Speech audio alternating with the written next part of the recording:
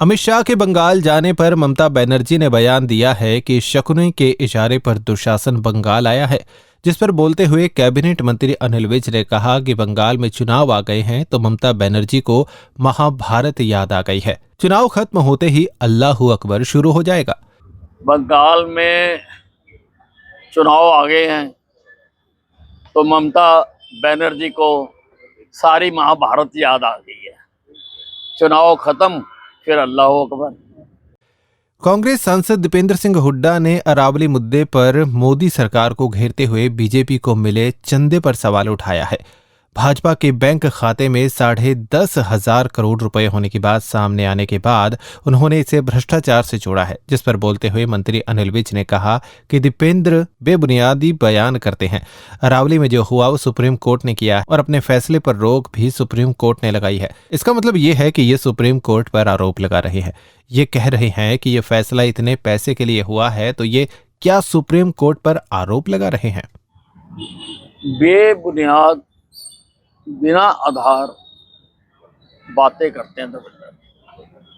अरावली में जो हुआ है सुप्रीम कोर्ट ने किया और अब अपने फैसले पर रोक भी सुप्रीम कोर्ट ने लगाई है। इसका मतलब ये है कि ये सुप्रीम कोर्ट के ऊपर आरोप लगा रहे हैं।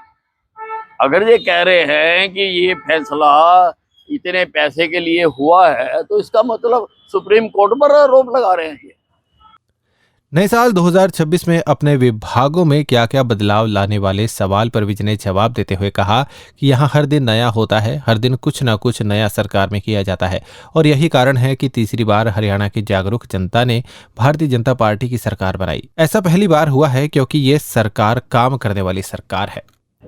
यहाँ हर दिन नया होता है,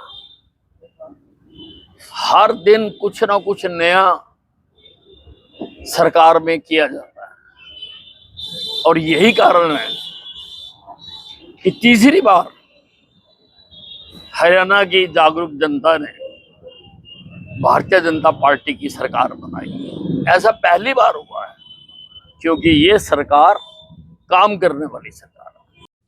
सुरजेवाला ने ट्वीट किया कि हरियाणा में भाजपाई भ्रष्टाचार के बुलडोजर ने खुलेआम 1500 करोड़ रुपए से अधिक के घोटाले को अंजाम देकर मजदूरों का हक कुचल डाला, जिस पर बोलते हुए कैबिनेट मंत्री अनिल विज ने कहा कि सुरजेवाला जी, हम आप लोगों की तरह घोटालों को छुपाते नहीं हैं। घोटाला हुआ है, उजागर हुआ है और उसकी हाई लेवल जांच कराने के लिए मुख्यमंत्री जी को लिखा है और मुख्यमंत्री जी ने आदेश भी दे दिए हैं कि शेष 9 जिलों में भी तुरंत जांच पूरी की जाए ताकि इस मामले में कोई फैसला लिया जा सके। ऐसे में सुरजेवाला जी बीच में कहां से आ गए?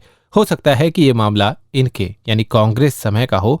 ये कब से हुआ है ये अभी पता नहीं लगा, किसके समय का है ये भी अभी तक पता नहीं लगा है। वाला जी, हम आप लोगों की तरह घोटालों को छुपाते नहीं। घोटाला हुआ है, उजागर हुआ है, उसकी हाई लेवल जांच कराने के लिए मुख्यमंत्री जी को लिखा है और मुख्यमंत्री जी ने आदेश भी दे दिए कि बाकी जो 9 जिले रह गए हैं उनकी भी तुरंत जांच कंप्लीट की जाए ताकि इसके ऊपर कोई फैसला लिया जा सके। तो सुरजेवाला जी बीच में से कहाँ आ गए? हो सकता है वो इनके टाइम के हों, वो कब से हुए हैं ये तो भी पता नहीं लगा, किसके टाइम के हैं ये तो भी पता नहीं लगा।